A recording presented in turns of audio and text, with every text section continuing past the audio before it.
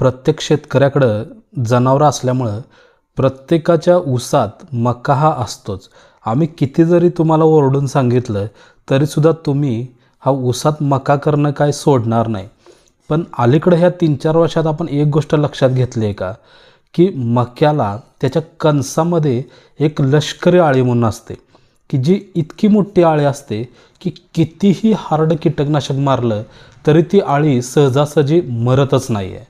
मग अशा प्रकारचे औषधं आहेत की ज्यांचा तो पीक काढायचा, म्हणजे समजा तुम्ही कोराजनसारखं औषध मारलं तर त्याच्या आतमधला जो घटक आहे तो असं सांगतो की तुम्ही मका 16, 18, 20 दिवस औषध मारल्यानंतर काढला नाही पाहिजे. पण आपल्याजवळ तेवढा वेळ नसतो, त्यामुळं आपण काय करतो, ते औषध कीटकनाशक मारल्यानंतरसुद्धा आपण मका लवकर काढून जनावरांना खायला घालतो.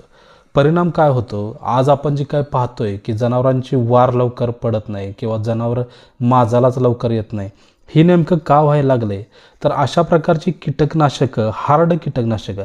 आता तर असं झालं आहे, पहिल्या काळात ही लष्करी आळी फक्त मक्यावरच असायची. आता असं झालं आहे की हीच लष्करी आळी ऊसावर सुद्धा गेली आणि त्या ऊसाच्या देठाच्या आत जाऊन ऊसाची सगळी सुरळीच खाऊन टाकतात. त्यामुळं ऊसाला प्रॉपर वाढ फुटवा हे काहीच होईना झालं आहे. त्याकरता कृपया करून तुम्ही तुमचं 1 एकर क्षेत्र असलं तर त्याच्यामध्ये तुमचं ताटवं घालणं असेल किंवा एकाड एक सरे 4 सऱ्या आड करण्यापेक्षा त्यातले 2-3 गुंठे तुम्ही प्रॉपर या मक्यासाठी ठेवा आणि फक्त समजा 40 गुंठ्यापैकी 20, 30, 35 गुंठ्यातच तुम्ही ऊस लावा. बाकी तुम्ही तुमच्या जनावरांसाठी मका करा. नाहीतर काय होतंय, या मक्याची आळी ऊसात शिरून परत आणि ऊसाचं नुकसान करते. म्हणजे आधीच आपणाला दर कमी आहेत, आधीच आपला उत्पादन खर्च ह्या खतांच्यामुळे वाढलेला आहे, तर परत आणि तुम्ही तुमचा उत्पादन खर्च अशा प्रकारची कीटकनाशकं वापरून तुमच्या जनावरांचं सुद्धा दूध कमी येणं असेल किंवा जे आत्ता प्रॉब्लेम सांगितले हे प्रॉब्लेम होऊ नये याकरता सेपरेट 2-3 गुंठ्यामध्येच तुम्ही तुमची ही जी काही वैरणीची पिकं असतील ती करा.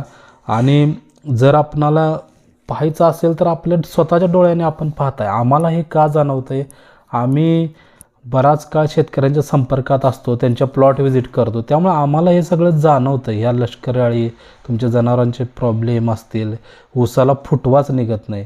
म्हणून आम्ही एका व्हिडिओत तर सांगितलं की स्वर्गातनं देव जरी आला तरी तुम्ही ऊसाला एका ठोंबाला 1 पोतं जरी टाकलं तरीसुद्धा ज्यावेळेला तुमच्या शेतामध्ये मका असतो त्यावेळेला ऊसाचा टनेज भले तुमचा आडसाली असो ऊस किंवा पूर्वहंगामी असो 1.5 टनाच्या पुढं उतारा जात नाही. म्हणजे तुम्हाला त्यातनं मिळणार किती रुपये आहेत, समजा एकरी तुम्हाला 20-30 हजार रुपये मिळले मक्यामधनं, परंतु त्यातलेच तुम्हाला जवळजवळ एक 20-25 हजार रुपये ऊसाला घालायला लागतात की फुटवा वाढ वगैरे जे काही आणायचं असेल त्यासाठी. पण तरी पण तुम्हाला ॲव्हरेज मात्र 60 टनाच्या पुढं जात नाही.